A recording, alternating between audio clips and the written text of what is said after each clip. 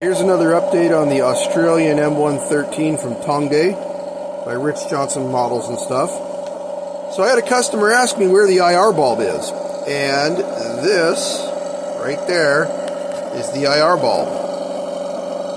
It's actually sticking out of the mantlet. So you're going to wind up very likely hitting all the vehicles around you. So what I suggest you do is glue a brass tube around it about that deep.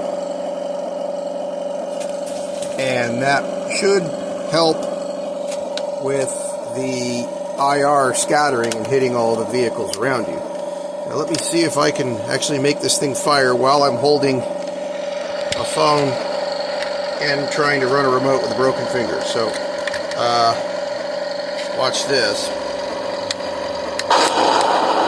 There is a servo recoil in there, or something, and then there is a flash bulb way deep in the barrel,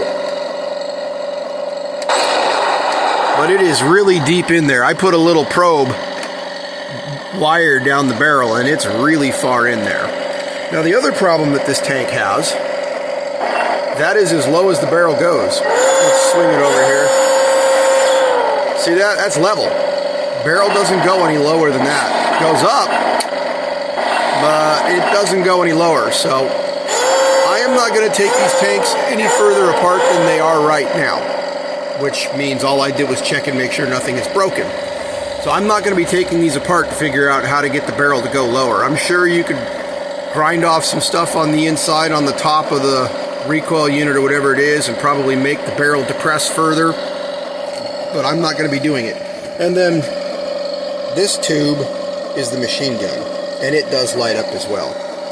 So, problem is going to be the IR bulb.